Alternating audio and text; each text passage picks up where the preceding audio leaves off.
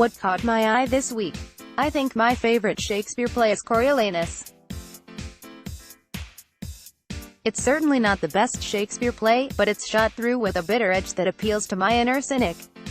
You can keep your Danish snowflakes, your passive-aggressive wizards, and your talking walls. It's this Roman riches to rags to dead in a ditch story of what happens when you court the mob that ticks my boxes. No, I'm not, yet, only, referring to Brexit. I'm not even thinking about the Extinction Rebellion protester who was mildly lynched this week for interrupting a horde of London commuters. I'm talking about the spectacular fall from grace of formerly famed fund manager Neil Woodford. Told you so now, you might think this would be the perfect opportunity for a passive championing blog like Motivator to cough politely and say, ahem, we told you so. And obviously we did. Not that Woodford would fail, particularly, nobody could know that for sure. But we've written many times that you can achieve everything you need to by investing in index funds and getting on with the rest of your life. Recap: there's always a few winning fund managers at any one time. Mostly they don't win forever, and even if they do, you're very unlikely to invest all your money with them throughout. Mathematically, you're better off in index funds. Or, as the evidence-based investor writes, I don't mean to sound smug or clever. I had no reason to believe that Woodford would perform quite as badly as he did. I was just pointing out that the odds were heavily stacked against him beating the market on a cost and risk-adjusted basis over any meaningful period of time. And that is all very well.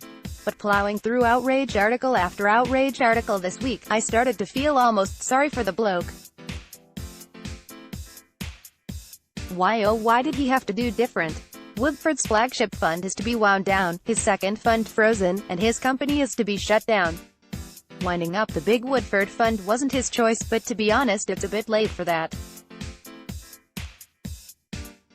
His investment trust is trading at a ginormous discount because his reputation is trashed. The man who was lauded by the masses is now feeling their wrath. They feel like they were scammed, they say. How does Woodford sleep at night? He has his millions, they've lost thousands. It's not fair. They blame the platforms, too. And the media. The same media that now reports on him like he's been discovered with 40 barrels of nuclear waste in his wine cellar that was only happy to gush about his new company 5 years ago. It might sound like sour grapes, but of course that's not it. Because we can be sure, can't we, that had Woodford lived up to the hype and outperformed the markets by as much as he actually lagged them, then there would have been equal outrage from the same people. Wouldn't there? It's not right, they'd shout. Woodford's winning gains came at someone else's expense. Also, he cheated by including all that illiquid and unlisted stuff in his funds, so it wasn't a fair fight. In fact, they'd like to give their winnings back. What's that? You think people wouldn't have said such things if he'd actually outperformed? You believe the way Scottish Mortgage, the UK's largest investment trust, it is praised for its private equity holdings shows. Nobody cares as long as you're winning. One, you think the fact that the masses still invest in open-ended property funds shows they only care about inappropriate investment vehicles if they get bitten on the ass. Well, I guess you might be right. Own it. Look, I agree with UK value investor that there are lessons to be learned from the fall of Neil Woodford. When things go this badly wrong, questions must be asked. And I don't enjoy seeing ordinary people lose money. Quite the opposite, I write this blog to try to help ordinary people end up wealthier. But at the end of the day, the story is pretty simple. People let him do what he wanted, and applauded it, when they believed he could beat the market. As he faltered, they began to withdraw their money, and this induced a doom loop that ultimately trashed the wealth of everyone involved. Woodford certainly cannot escape the lion's share of the blame. In retrospect, at least he created a doomsday device. Full transparency, hot retail money, massive funds under management, Brexit, a contrarian position, and a series of off-piste investments all exploded when they met the catalyst of poor returns. But people didn't need to buy into his fund. This shouldn't come as a newsflash. We've been writing about passive investing since 2007. If you want to fly closer to the sun, if you must try to do better than the market, then sometimes you're going to get burned. End of P.S. So Boris Johnson has negotiated a slightly new withdrawal agreement, giving us a second chance at an orderly escape from the best deal we'll ever have, the one we've already got. Hands up, I didn't think he'd bother, so some credit is due. But I doubt he'll get it through Parliament. The FT's math suggests he'll miss by 3 votes, and I don't think he'll mind. A wet sock would jump at the chance of taking on Jeremy Corbyn in a general election, with or without a dangerously populist rallying cry of Parliament versus the people at its back. Ultra-Brexiteers will see another chance for a no-deal Brexit, everyone else will weep into the ballot box. As things stand, I believe a super soft Brexit best reflects the very close 2016 advisory vote, but on balance I also think we've all learned enough since then to justify a second chance. Hence I'll be marching in London on Saturday for a new, informed referendum. See some of you there. From Motivator 10-Year Retrospective, Commodities, the Lost Asset Class, Motivator from the Archive Editor, Day 3 in the Big Brexit House, from June 2016, Motivator News Note, some links are Google search results, in PC, desktop view you can click to read the piece without being a paid subscriber. Try Privacy Incognito mode to avoid cookies.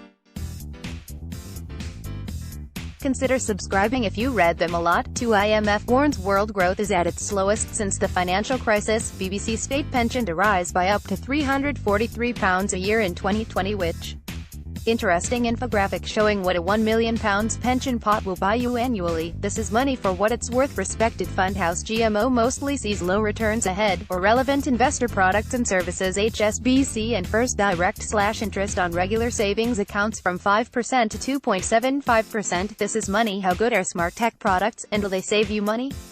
This is money. RateSetter will pay you £100 and me a cash bonus if you invest £1,000 for a year. RateSetter beware scam. Amazon Prime calls asking you to renew. Guardian has your local credit union launched a savings account with a monthly £5,000 prize. This is money. Homes with political, conservative connections. Gallery, Guardian comment and opinion. Could that 6 to 2 times 200 encourage young people to think before spending? Humble dollar. You're wealthy. Should you marry in secret? Search result. FT Bank of America says bond rally cements the end of the 60/40ths portfolio. MarketWatch, lol, really? Says Ben Carlson. A wealth of common sense. Some data purporting to justify staying with active managers does the opposite. Yahoo Finance. When frugality bottoms out, the simple dollar investors need to ask what, not why. A teachable moment. A simple plan for financial independence. Morningstar. The riddle of the well-paying, pointless job. More to that. Disinheriting your children might be for their own good. Search result. FT Stamina, stubbornness, and the infinite mindset. Abnormal returns. Naughty corner. Active antics. The best predictor of equity fund performance. Morningstar. Machine learning in UK financial services. PDF. Bank of England. 2019 is shaping up to be a record year for UK startup fundraising. Bowhurst. New Statesman. David Cameron's Greased Piglet, the perfect image for the Brexit moment. Marina Hyde. Tories, Spartans, to back Johnson to pave way for no-deal exit next year. One reveals, independent and on point. Acerbic reader comment on UK citizenship post-Brexit. Wait for the comment to load. Guardian. Top city figures cautiously back government's new Brexit deal. This is money. Kindle book bargains fooled by randomness by Nassim Nicholas Taleb. £1.99 on Kindle. Who Moved My Cheese by Dr. Spencer Johnson. 99p on Kindle. Grit, The Power of Passion and Perseverance by Angela Duckworth. 99p on Kindle. Little Black Book, A Toolkit for Working Women by Otega UWAGB, and 99p on Kindle. Off Our Beat, Why New Technology is a Hard Sell. Morgan Housel. From the Silent Generation to Snowflakes, Why You Need Friends of All Ages. Guardian. Battling Time, on Age and Assisted Living. Humble dollar. Have we got any happier over the past 200 years? An AI tries to find out. Fox, VAR, some of the UK's phone number infrastructure relies on Yahoo Groups, which is shutting down. The Verge team. Older feminist, am I allowed nuanced feelings about? They paid your pension, so they had to find the money, somehow. Richard Dyson. And before you say anything, I agree it's a more appropriate way to invest in unlisted holdings. But it's not hard to imagine that if these had failed, then people would ask why a mainstream investment trust had put money into such exotic fare. Right arrow curving left notes. Some articles can only be accessed through the search results if you're using PC, desktop view. From mobile, tablet view they bring up the firewall subscription page.